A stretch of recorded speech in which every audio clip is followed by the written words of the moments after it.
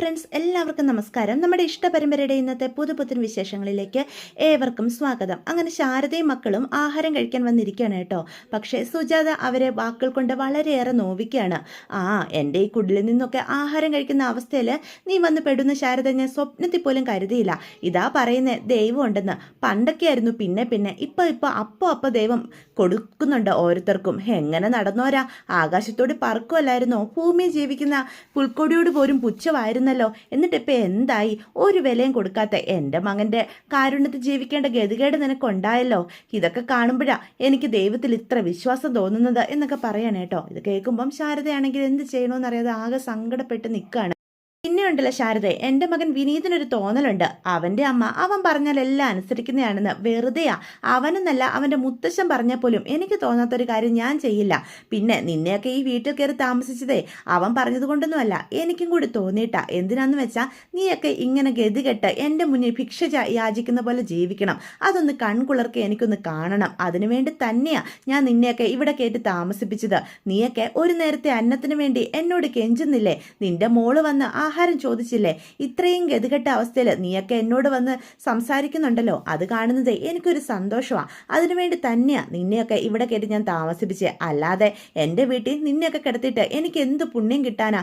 എൻ്റെ മരിച്ചുപോയ ആങ്ങളയോടുള്ള സ്നേഹം കൊണ്ടോ നിങ്ങളോടുള്ള കാരുണ്യം കൊണ്ടോ ഒന്നുമല്ല. എൻ്റെ മനസ്സമാധാനത്തിന് വേണ്ടി അത്രയ്ക്ക് ഞാനും എൻ്റെ മകനും കണ്ണീര് കുടിച്ചിട്ടുള്ളതാ. ദൈവം ആ കണ്ണീര് കണ്ടു. അതുകൊണ്ടാടി നീയൊക്കെ ഇതുപോലെ കിടന്ന് നരകിക്കുന്നത്. ഒന്നും ആയിട്ടില്ല. തുടങ്ങിയിട്ടേ ഉണ്ടുള്ളൂ. അത്രയ്ക്കും അഹങ്കരിച്ചതല്ലേ നീയും നിന്റെ മക്കളും എല്ലാം. കഴിക്കുക. ഇനിയിപ്പം ഞാൻ ആഹാരം കഴിക്കാൻ സമ്മതിച്ചില്ലെന്നൊരു പരാതി പറയണ്ട. നന്നായിട്ട് വെട്ടി വിഴുങ്ങ എന്ന് പറഞ്ഞ് സുജാത അത്രയും പറഞ്ഞിട്ട് അവിടെ നിന്ന് പോവാണ് കേട്ടോ. അപ്പം ശാരദയുടെ കണ്ണ് നിറഞ്ഞ് കണ്ണുനീരിങ്ങനെ ആഹാരത്തിലേക്ക് വീഴാം. അപ്പം പെട്ടെന്ന് നിള പറയും, വേണ്ടമ്മേ, നമുക്ക് ആഹാരം കഴിക്കണ്ട, എനിക്ക് വിശക്കുന്നില്ല, ബാ അമ്മേ എന്നൊക്കെ പറയാണ് കേട്ടോ. എന്നിട്ട് ഇവരാകെ സങ്കടപ്പെട്ട് നിൽക്കുകയാണേ. ഇതേ സമയം ജയപാലൻ്റെ ഭാര്യയാണെങ്കിൽ ഡ്രസ്സൊക്കെ മടക്കിക്കൊണ്ട് അലമാര വെക്കാൻ തുടങ്ങുമ്പോഴത്തേക്കും പെട്ടെന്ന് കുറച്ച് പേപ്പറുകൾ താഴോട്ട് വീഴും. അപ്പോൾ അവരതെടുത്ത് നോക്കും. അപ്പോൾ അതിൽ അരവിന്ദൻ എന്നുള്ള പേരൊക്കെ കാണുന്നുണ്ട് കേട്ടോ. പെട്ടെന്ന് ജയപാലൻ വന്ന് തട്ടിപ്പറിച്ച് മേടിക്കുക. നിന്നോട് ആരാടി ഇതൊക്കെ എടുക്കാൻ പറഞ്ഞത്? എൻ്റെ പൊന്ന് ജയപാലേട്ട, ഞാനിത് എടുത്തതൊന്നും അല്ല. അലമാര തുറന്നപ്പം താഴെ വീണതാ. അല്ല, അതിൽ അരവിന്ദേട്ടൻ്റെ പേരൊക്കെ കണ്ടല്ലോ. ഇത് എന്ത് പേപ്പറുകളാ? ഇതെന്താ കാവേരിമോൾ ഇന്ന് വന്നപ്പോൾ കൊടുക്കാതിരുന്നത്? നീ കൂടുതൽ കാര്യമൊന്നും അന്വേഷിക്കാൻ നിൽക്കണ്ട കേട്ടോ. ഇവിടുത്തെ കാര്യങ്ങളൊക്കെ നോക്കാൻ നടത്താനും ഗ്രഹനാഥനായ ഞാൻ ഇവിടെ ഉണ്ട്. നീ അങ്ങനെ ഒരു പേര് കണ്ടിട്ടുണ്ടെങ്കിലേ അത് നിന്റെ മനസ്സിലങ്ങ് വെച്ചോളണം. അല്ലാതെ നാട് നീളെ അതും പറഞ്ഞുകൊണ്ട് നടന്ന എൻ്റെ സ്വഭാവം നിനക്ക് അറിയാലോ എന്ന് ജയപാലൻ ചോദിക്കുക. ഞാനൊന്നും കണ്ടുമില്ല പറഞ്ഞുമില്ല, പോരെ എന്നും പറഞ്ഞ് പ്രവീൺ അവിടെ നിന്ന് അങ്ങോട്ട് പോകും കേട്ടോ. അപ്പം ജയപാലൻ മനസ്സിൽ പറയും, ഈ പേപ്പറുകൾ ആരുടെയും കയ്യിൽ കിട്ടിക്കഴിഞ്ഞാൽ അതോടുകൂടി എൻ്റെ എല്ലാ കള്ളക്കളികളും പൊളിയും. അരവിന്ദൻ അയച്ചു തന്ന കാശുകളെല്ലാം ഞാൻ എടുത്തു മറിച്ചതാണെന്നും അതൊക്കെ എല്ലാവർക്കും മനസ്സിലാകും. ഇതിനി ഇവിടെ ഇരിക്കുന്നത് എനിക്കത്ര സുരക്ഷിതമല്ല. ആ കാവേരിയെ ഒന്ന് സൂക്ഷിക്കുകയും വേണം എന്ന് പറഞ്ഞ് ആ പേപ്പറുകൾ അപ്പം തന്നെ കത്തിച്ച് കളയാ. നിന്റെ സ്വത്ത് ഞാൻ തട്ടിയെടുത്ത് അരവിന്ദ, അതാരും അറിയാതെ നോക്കാനും ഈ ജയപാലൻ അറിയാം. ഇത്രയും ഇവിടെ വരെ എത്തിക്കാൻ എനിക്കറിയാമെങ്കിൽ ബാക്കി കാര്യങ്ങളും മുന്നോട്ട് നല്ല രീതിയിൽ തന്നെ ഞാൻ കൊണ്ടുപോകും എന്നും പറഞ്ഞ് ആ പേപ്പറുകളൊക്കെ അവസാനത്തെ തെളിവായ ആ പേപ്പറുകളും കരിച്ച് കളഞ്ഞിട്ട് ചവിട്ടി എരിക്കുകയാണ്. ഇങ്ങനെ നിന്റെ കുടുംബം തകരും എന്ന് മനസ്സിൽ പറയാണ് കേട്ടോ. ഇതേ സമയം നമ്മുടെ വിനീതാണെങ്കിൽ ആകെ സങ്കടപ്പെട്ട് കടയിൽ വന്നിരിക്കുകയാണ് കേട്ടോ. അപ്പോൾ വിനീതിൻ്റെ ചുറ്റും ആസിഫും നിവിനും ഒക്കെ ഉണ്ട്. അപ്പോൾ ആസിഫ് ചോദിക്കും, ഇതെന്താ അവാർഡ് സിനിമയോ? ആരും ഒന്നും മിണ്ടുന്നില്ല, നിങ്ങളെന്താ ഒന്നും മിണ്ടാതിരിക്കുന്നത്? അപ്പം നിവിൻ ചോദിക്കും, എടാ നീ ഇങ്ങനെ സങ്കടപ്പെട്ടിരുന്നിട്ട് ഒരു കാര്യമില്ല. നീ കുറച്ചും കൂടി ബോൾഡായിട്ട് കാര്യങ്ങളൊക്കെ തീരുമാനിക്കണം. ഇപ്പം ആ കുടുംബം നിന്നെ ആശ്രയിച്ചല്ലേ ഇരിക്കുന്നത് എന്ന് പറയാം. എനിക്കൊന്നും പറ്റുന്നില്ലടാ. അമ്മാവന് ഇതെന്താ സംഭവിച്ചതെന്ന് എനിക്ക് മനസ്സിലാകാത്തത്. എന്തൊക്കെയാണ് എൻ്റെ കൺമുന്നിൽ കൂടി സംഭവിക്കുന്നത്? എങ്ങനെ ജീവിച്ചിരുന്നവരാ? എത്ര നിമിഷം കൊണ്ട് അവരുടെ ജീവിതം ഇങ്ങനായി മാറിയത്? ഇതിമാത്രം ഒരു പ്രശ്നമൊന്നും അമ്മാവനുള്ളതായിട്ട് എനിക്ക് തോന്നിയിട്ടില്ല. അങ്ങനെ എല്ലാം വിട്ടെറിഞ്ഞ് കളിക്കുന്ന ഒരാളൊന്നും അല്ല അമ്മാവൻ എന്ന് പറയാണ്. എടാ നീ ഇങ്ങനെ സങ്കടപ്പെടാതെ എന്ന് പറയാം. അപ്പം പെട്ടെന്ന് കാവേരി അങ്ങോട്ട് കയറി വരികയാണ് കേട്ടോ. എന്തായി കാവേരി, നീ ഇത് എവിടെ പോയതാ ഈ വെയിലും കൊണ്ട് എന്ന് അപ്പോൾ വിനീത് ചോദിക്കും. ഞാൻ ജയപാലങ്കളിന് വീട്ടുവരെ പോയതാ വിനീതേട്ടാ. അല്ല, ലോണിൻ്റെ കാര്യമൊക്കെ ഒന്ന് അറിയണമല്ലോ. എല്ലാം ജയപാലങ്കളല്ലേ നോക്കി നടത്തിയിരുന്നത്. എനിക്കിതിനെപ്പറ്റി ഒന്നും അറിയത്തുമില്ല. എന്നിട്ട് ജയപാലങ്കൾ എന്താ പറഞ്ഞേ? അപ്പം ഇവനും ചോദിക്കും, അമ്മാവൻ എന്താ കാവേരിയോട് പറഞ്ഞത്? അച്ഛന് കുറച്ച് നാളുകളായിട്ട് ശമ്പളം കിട്ടുന്നില്ലായിരുന്നെന്ന് അങ്കിൾ പറയുന്നത്. അവിടെ എന്തൊക്കെയോ പ്രശ്നം ഉണ്ടായിരുന്നെന്ന്. അതുകൊണ്ടാണ് ലോൺ അടയ്ക്കാതിരുന്നതെന്ന്. അത് അടച്ചാലേ വീട് തിരിച്ചു കിട്ടുള്ളൂ. എനിക്ക് എന്താ ചെയ്യേണ്ടതെന്ന് ഒരു എത്തും പിടിയും കിട്ടുന്നില്ല എന്ന് പറയണം.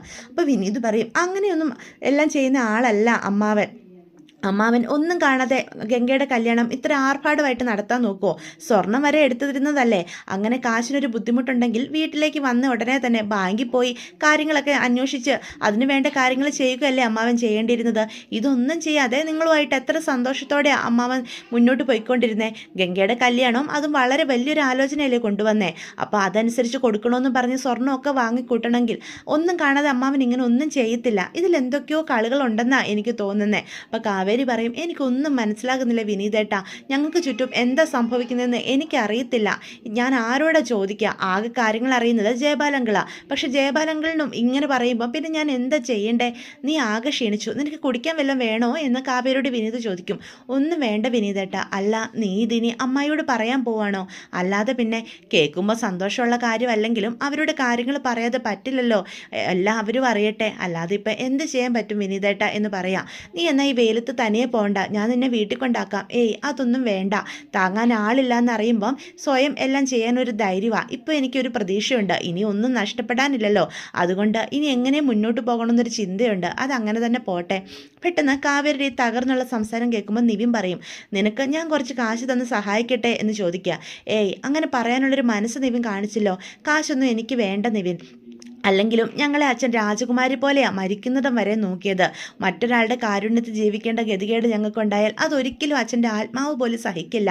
മറ്റൊരാളോട് കാശ് നീട്ടേണ്ടി വന്ന അതിനും നല്ലത് മരിക്കുന്നതാണെന്ന് അച്ഛൻ എപ്പോഴും പറയുന്നതാണ്. അതുകൊണ്ട് അങ്ങനെ ഒരാളുടെ മകളായ ഞാൻ ഒരിക്കലും ആ പ്രവൃത്തി ചെയ്യില്ല. എന്തെങ്കിലും ഒരു വഴി എൻ്റെ മുന്നിൽ തെളിയാതിരിക്കില്ല എന്ന് പറയാം. നിവിന് അങ്ങനെ ചോദിക്കാനുള്ളൊരു മനസ്സ് തോന്നിയല്ലോ, അതിൽ തന്നെ വലിയ സന്തോഷമുണ്ട് എന്നും പറഞ്ഞിട്ട് കാവേരി അവിടെ നിന്ന് പോവാണ് കേട്ടോ. അപ്പം വിനീതനാകെ സങ്കടം വരിക. എങ്ങനെ ജീവിച്ച പെൺകുട്ടികളാ. കാവേരിയൊക്കെ ചിരിച്ചു കണ്ടിട്ട് എത്ര ദിവസമായി. എപ്പോഴും ചിരിച്ച് കളിച്ച് കോമഡിയും പറഞ്ഞ് നടന്ന ആളല്ലായിരുന്നു അവള് എന്ന് വിനീത് പറയാണ് കേട്ടോ. ഇതേ സമയം വീട്ടിലെത്തിക്കഴിഞ്ഞിട്ടും നമ്മുടെ കാവേരി കാര്യങ്ങളൊക്കെ അറിയിച്ചു കഴിഞ്ഞ് അവരാകെ സങ്കടപ്പെട്ട് ഇങ്ങനെ ഇരിക്കുക. അപ്പോൾ പെട്ടെന്ന് നമ്മുടെ നിളമോള് പറയും, അമ്മേ എനിക്ക് വിശക്കുന്നമ്മേ എന്ന് പറയാം. അപ്പോൾ പറയും, മോളെ സാരമില്ല, എന്തെങ്കിലും നമുക്ക് വഴി ഉണ്ടാക്കാം എന്ന് ഗംഗ പറയൂട്ടോ. എനിക്ക് വിശക്കുവോ ചേച്ചി? മോള് നന്നായിട്ട് ദീർഘനിശ്വാസം വലിച്ചു വിടുക, അപ്പം വിശപ്പങ്ങ് മാറിക്കോളും എന്ന് പറയുകയാണേ. അപ്പോൾ അനിയത്തിയുടെ ഈ സംസാരമൊക്കെ കേൾക്കുമ്പോഴത്തേക്കും നമ്മുടെ കാവേരിക്കും ആകെ സങ്കടം വരിക. പെട്ടെന്ന് അവിടേക്ക് വിനീത് വരികയാണ് കേട്ടോ. വിനീത് കടയൊക്കെ പൂട്ടി വരുന്ന വഴിയാണ്. അപ്പോൾ ഗംഗെ അമ്മായി എന്നൊക്കെ വിളിച്ചോണ്ടാണ് വരുന്നത്. അവൻ കഴിക്കാൻ കുറേ ആഹാര സാധനങ്ങളൊക്കെ മേടിച്ചോണ്ടാട്ടോ വരുന്നത്. എന്നിട്ട് അതെല്ലാം കൊണ്ട് ടേബിളിൽ വെക്കും. എന്നിട്ട് വിളിക്കും, ഗംഗെ അമ്പരെയും കൂട്ടിക്കൊണ്ട് നീ ഇങ്ങോട്ട് വാ എന്ന് വിളിക്കുകയാണ് കേട്ടോ. അപ്പോൾ എല്ലാവരും അടുത്തേക്ക് വരിക. എന്താ വിനീതേട്ട വിളിച്ചത് എന്നപ്പം നിള വന്ന് ചോദിക്കും. ദേ നിങ്ങൾക്ക് കഴിക്കാനുള്ള ആഹാരമാ, ദേ ഇതെടുത്ത് കഴിച്ചേ.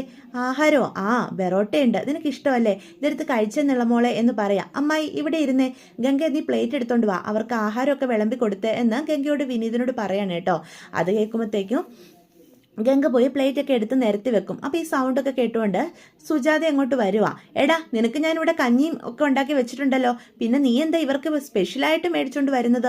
ഓ അവർക്കിനി നീ സ്പെഷ്യൽ ഉണ്ടാക്കി കൊടുത്താലേ അവർ കഴിക്കുള്ളായിരിക്കും അല്ലേ? എന്നത്തെ പോലെ ഞാനിവിടെ ആഹാരമൊക്കെ ഉണ്ടാക്കി വെച്ചിരുന്നതാ, അവർക്ക് കഴിക്കാൻ പറ്റില്ലാഞ്ഞിട്ടല്ലേ എന്ന് സുജാത പറയാം. അത് കേൾക്കുമ്പോൾ നിളമോള് പറയും, അമ്മ ഒന്നും കഴിച്ചില്ല വിനീതേട്ട, ഞങ്ങൾ ഒത്തിരി നിർബന്ധിച്ചതാ. അല്ല നീ എന്നെ ഇപ്പം വിനീത് ഇങ്ങനെ സുജാതയെ ഒന്ന് സൂക്ഷിച്ച് നോക്കുക, നിന്റെ നോട്ടം കണ്ടാ തോന്നൂലോ ഞാനിവരെ പട്ടിണി കിട്ടതാണെന്ന്. ഞാൻ ആഹാരം കഴിച്ച് ഇവരോട് വന്ന് കഴിക്കാനും പറഞ്ഞതാ. എന്നും ഉണ്ടാക്കുന്ന പോലെ എനിക്ക് പറ്റുന്ന പോലെയൊക്കെ ഉണ്ടാക്കി വെച്ചിട്ടുണ്ട്. പിന്നെ കെട്ടിലമ്മയ്ക്ക് രാജകൊട്ടാരത്തിലിരുന്ന് കഴിച്ചാലേ ഇറങ്ങുള്ളെങ്കിൽ എനിക്ക് എന്നാ ചെയ്യാൻ പറ്റും? ഈ ദാസയുടെ വീട്ടിൽ നിന്ന് കഴിക്കാനേ ബുദ്ധിമുട്ട് കാണും. അല്ല അങ്ങനെ ജീവിച്ചിരുന്നവരല്ലേ കൊട്ടാരത്തിലെ ആഹാരം കിട്ടിയില്ലെങ്കിലേ ഇറങ്ങുന്നുണ്ടാവില്ല. അമ്മ എന്തൊക്കെയായി പറയുന്നത് എന്ന് പറയാൻ കേട്ടോ.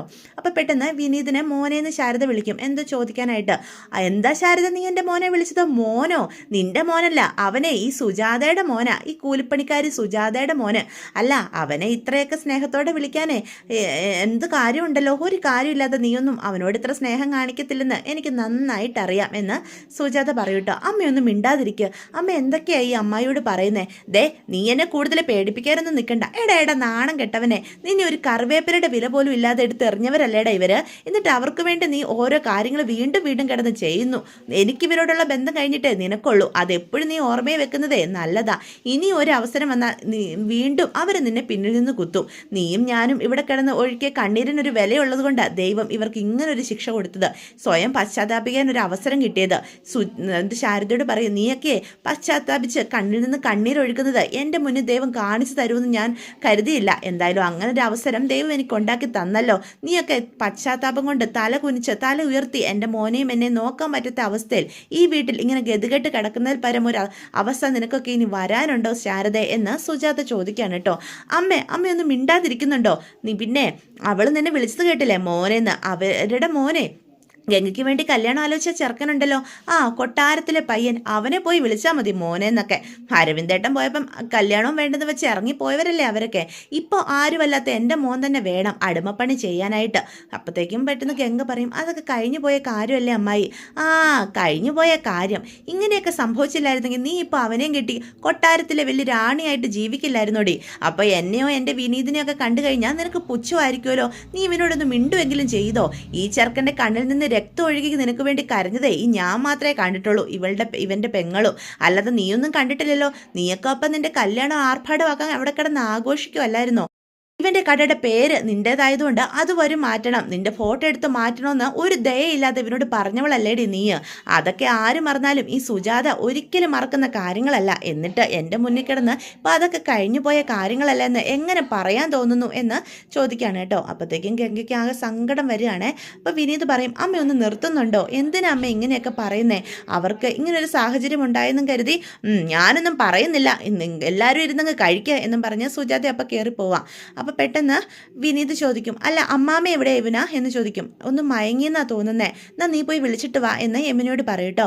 അപ്പം അച്ഛമ്മേനെ വിളിക്കാനായിട്ട് യമുനയാണെങ്കിൽ റൂമിലേക്ക് കയറി പോവാണ്. ഇതേ സമയം വിനീത അവരോട് പറയും, നിളമോളെ നീ കഴിക്കാതിരിക്കല്ലേ, കഴിച്ചേ. മോൾ എന്തിനാ കഴിക്കാതിരിക്കുന്നത്? ഇങ്ങനെ സങ്കടപ്പെടല്ലേ. അച്ഛനുണ്ടായിരുന്നെങ്കിൽ ഈ പൊറോട്ട എനിക്ക് പിച്ചി തന്നേനെ, ഞാനത് ആലോചിച്ചതാ വിനീതേട്ട എന്ന് പറയൂട്ടോ. അതിനെന്താ, വിനീതേട്ടനില്ലേ, ഞാൻ പിച്ചി തരാലോ എന്നും പറഞ്ഞ് ആ പൊറോട്ടയാണെങ്കിൽ നമ്മുടെ നിളമോക്ക് വായി വെച്ച് കൊടുക്കും കേട്ടോ. മോളത് കഴിച്ചോ, മോക്ക് ഇപ്പം ചേട്ടനില്ലേ, ചേട്ടനായിട്ട് ഞാനുള്ളപ്പോൾ എന്തിനാ സങ്കടപ്പെടുന്നത് എന്നും പറഞ്ഞ് അതെടുത്ത് കൊടുക്കും. അപ്പോൾ പെട്ടെന്ന് ഒരു പൊതിയും കൂടി എടുക്കും. ഇത് ഗംഗയ്ക്കുള്ള സ്പെഷ്യലാ, ചിക്കിപ്പൊരിച്ച മുട്ട, നിനക്കിത് വലിയ ഇഷ്ടമല്ലേ, കഴിച്ചോ എന്നും പറഞ്ഞ് ഗംഗയുടെ മുന്നിലേക്ക് വെക്കുകയാണ് കേട്ടോ. അല്ല, ഗംഗേച്ചിക്ക് ചിക്കിപ്പൊരിച്ച മുട്ട ഇഷ്ടമാണെന്ന് വിനീതേട്ടൻ എങ്ങനെ അറിയാം എന്ന് നിളയപ്പം ചോദിക്കും കേട്ടോ. അപ്പോഴത്തേക്കും വിനീത് എന്തു പറയണമെന്ന് അറിയാതെ നിൽക്കുക. അതിപ്പം നിങ്ങളുടെ എല്ലാ കാര്യങ്ങളും എനിക്കറിയാലോ. ഇത് കേൾക്കുന്ന സുജാത, ഇങ്ങനെ ഒരു നാണം കെട്ടവൻ, ഇവനൊരു നാണവും മാനവും ഇല്ലാതായി പോയല്ലോ, ഇവൻ എൻ്റെ വയറ്റിൽ തന്നെ ഉണ്ടായതാണോ? അപ്പം പെട്ടെന്ന് യമുനയാണെങ്കിൽ അച്ഛമ്മയെ വിളിച്ചുകൊണ്ട് വരും. അമ്മമ്മ വന്നേ, ഇരുന്നേ, ആഹാരം കഴിച്ചേ. അപ്പം സുജാത അമ്മയുടെ അടുത്തേക്ക് വരിക. അമ്മ ഇത് വല്ലതും അറിയുന്നുണ്ടോ? എന്താടി, എന്താ കാര്യം? കൊച്ചുമോൻ പ്രേമമൂത്തിട്ടെ പൊറോട്ടയും മുട്ടക്കറിയും മുട്ട ചിക്കിപ്പൊരിച്ചതും ഒക്കെ മേടിച്ചുകൊണ്ട് വന്നിട്ടുണ്ട്. കൊണ്ട് വിളമ്പി കൊടുക്കുന്ന കണ്ടില്ലേ? ഈ പ്രായത്തിൽ അമ്മയ്ക്ക് ഇതൊക്കെ ദഹിക്കുമോ? അമ്മമ്മയ്ക്ക് ഞാൻ വേറെ ഇഡ്ഡലിയൊക്കെ വാങ്ങിച്ചിട്ടുണ്ട്. അതെന്നാടാ, ഈ വീട്ടിലെ അടുക്കളയിലൊന്നും ഉണ്ടാക്കാൻ എനിക്ക് കഴിയില്ലേ? എന്തിനാ അമ്മ ഇങ്ങനെ വെറുതെ വഴക്കുണ്ടാക്കുന്നേ? വെറുതെയോ? ഇത്രയും ആൾക്കാർക്കുള്ള ആഹാരം ഞാനിവിടെ ഉണ്ടാക്കി വെച്ചിട്ടുണ്ട്. എന്നിട്ട് ഇനി ഇതെന്ത് ചെയ്യണം? ഞാനിത് കുഴിച്ചു മൂടണോ എന്ന് സുജാത ചോദിക്കുകയാണ് കേട്ടോ. ഇപ്പം എന്ത് ചെയ്യണമെന്നറിയാതെ ശാരദയും മക്കളും ഇരിക്കുക, കഴിക്കണോ വേണ്ടോ എന്നുള്ള അവസ്ഥയിൽ. കെട്ടിലമ്മയ്ക്ക് പിന്നെ പൊറോട്ടയും മന്തി പോലുള്ള സ്പെഷ്യൽ ഫുഡ് മാത്രമേ ഇറങ്ങുള്ളായിരിക്കും. ഏട്ടൻ മരിച്ചിട്ട് സുഖവാസത്തിന് വന്നതല്ലേ ഇവിടേക്ക്, അതുകൊണ്ട് പൊറോട്ട കഴിക്കാൻ ഇരിക്കുന്നു. എൻ്റെ മകനൊരു പൊട്ടനായതുകൊണ്ട് നട്ടൽ വേദന എടുത്ത് മിഷ്യൻ ചവിട്ടിയിട്ടാണെങ്കിലും അതൊക്കെ ഒപ്പിച്ചുകൊണ്ടാവാൻ വന്ന് കൊടുത്തോളും. അത് അനുസരിച്ച് അമ്മയും കൂടി ഇങ്ങനെ നിന്നാൽ എങ്ങനെയാണ് ശരിയാവുക? അപ്പോഴത്തേക്ക് ശാരദ പറയും, സുജാതെ വേറെ ഗതിയൊന്നും ഇല്ലാത്തത് കൊണ്ടാണ് ഞങ്ങളിവിടെ. അതെനിക്കറിയാം, വേറെ ഗതിയൊന്നും ഇല്ലാത്തത് കൊണ്ടാണ് നിങ്ങൾക്കിപ്പോൾ എൻ്റെ മോനെയും ഈ വീടും ഒക്കെ വേണ്ടി വന്നത്. അല്ല, നിങ്ങൾ ഇങ്ങോട്ട് കയറി വരില്ലെന്ന് എനിക്കറിയാം. അല്ലെങ്കിൽ മലയുടെ മുകളിൽ കൂടി അങ്ങ് പറക്കത്തില്ലായിരുന്നോ, അങ്ങ് ദുബായിലേക്ക് അമ്മയും മക്കളും കൂടി? അമ്മയോടെ പറഞ്ഞത് മിണ്ടാതിരിക്കാൻ എന്ന്. അപ്പോൾ വിനീത് പറയട്ടോ, മിണ്ടാതിരിക്കുന്നില്ലടാ, ഇവരുടെ അഹങ്കാരം എന്തായിരുന്നു? അല്ല, നിൻ്റെ ഈ രാജകുമാരിയും കുടുംബത്തെയും താമസിപ്പിക്കാൻ വേണ്ടി ഞാൻ ഇവിടെ നിന്ന് ഇറങ്ങി തരണമെന്നാണോ നീ പറയുന്നത്? അപ്പം വിനീത് പറയും അങ്ങനെയാണെങ്കിൽ സന്തോഷം എന്ന് വിനീത് പറയും. അമ്മ ഇത് കേട്ടോ അമ്മ അവൻ പറയുന്നത്? ഒരു പെണ്ണിൻ്റെ നിഴൽ ഈ വീട്ടിൽ വന്നപ്പം അവൻ്റെ നിറം മാറിയത് കണ്ടോ അമ്മേ? എന്നോട് ഇറങ്ങിപ്പോവാനാണ് അവൻ പറയുന്നത്. എന്നോട് മറുത്തൊരു അക്ഷരം പറയാത്ത ചെറുക്കനാ. അപ്പം പെട്ടെന്ന് അമ്മ പറയും ഒന്ന് നിർത്ത് സുജാതെ, ഭക്ഷണം കഴിക്കുമ്പോഴാണോ ഇങ്ങനെയൊക്കെ നീ സംസാരിക്കുന്നത്? നീ എന്നാടി ഇങ്ങനെ തുടങ്ങുന്നത്? എന്നാൽ പിന്നെ എല്ലാവരും കൂടി അങ്ങ് സന്തോഷിച്ച് കഴിക്കുക. ഞാനൊന്നും പറയാക്കി വെച്ചതല്ലവേ, വെട്ടി മൂടിക്കോളാം. എന്നിട്ട് നിങ്ങളെല്ലാവരും കൂടി ഇവിടെ സന്തോഷമായിട്ട് കഴിയുക. ഞാൻ വേണേ എങ്ങോട്ടേലും ഇറങ്ങിയും തരാം പോരെ എന്നും പറഞ്ഞ് സുജാത അവിടെ നിന്ന് പോവുക. അപ്പോൾ വിനീത് പറയും നിങ്ങളിതൊന്നും കാര്യമാക്കണ്ട, ഇരുന്ന് കഴിച്ചേ എന്നും പറഞ്ഞ് നിർബന്ധിച്ച് ആഹാരം കഴിപ്പിക്കുകയാണ് കേട്ടോ. ആഹാരം കഴിച്ച് എല്ലാവരും കിടക്കുക. ശാരദയ്ക്കാണെങ്കിൽ സങ്കടം കൊണ്ട് എന്ത് ചെയ്യണമെന്ന് അറിയത്തില്ല. ഇത്രയും ദിവസം കൊണ്ട് സംഭവിച്ച കാര്യങ്ങളും സുജാതയുടെ നെഞ്ചു നിറഞ്ഞ വാക്കുകളും ഒക്കെ പാവ ശാരദയെ ആകെ തളർത്തി കളഞ്ഞിരിക്കുകയാണ്. പെൺകുട്ടികളെ കൊണ്ട് ഞാൻ ഇനി എന്ത് ചെയ്യണം അരവിന്ദേട്ട എന്നും പറഞ്ഞ് നെഞ്ചു നീർ കരയാണ്. അരവിന്ദും ഒരുമിച്ചുള്ള സന്തോഷമുള്ള നിമിഷങ്ങളൊക്കെ കടന്ന് മനസ്സിലേക്ക് വരികയാണ് കേട്ടോ. അപ്പം പെട്ടെന്ന് ശാരദയ്ക്കാണെങ്കിൽ ഞാനിനി ജീവിച്ചിരിക്കേണ്ട, ഞാൻ ജീവിച്ചിരിക്കുന്നത് എൻ്റെ മക്കൾക്ക് കൂടി നാണക്കേടാ എന്നൊക്കെ തോന്നുക. എന്നിട്ട് മരിക്കാൻ തന്നെ തീരുമാനിച്ച ആരും കാണാതെ പുറത്തേക്ക് ഇറങ്ങി പോവുകയാണേ. അവിടെയാണ് ഇന്നത്തെ എപ്പിസോഡ് അവസാനിക്കുന്നത്. അപ്പം ഇതൊക്കെയാണ് ഇന്നത്തെ വിശേഷങ്ങൾ. വീഡിയോ ഇഷ്ടപ്പെട്ടുവെങ്കിൽ ചാനൽ സബ്സ്ക്രൈബ് ചെയ്യാൻ മറക്കരുത്, ലൈക്ക് ചെയ്യാനും മറക്കരുത്, നിങ്ങളുടെ അഭിപ്രായങ്ങൾ കമൻറ്റ്സ് വഴി എന്നെ അറിയിക്കാനും മറക്കരുത്. അപ്പോൾ എല്ലാവർക്കും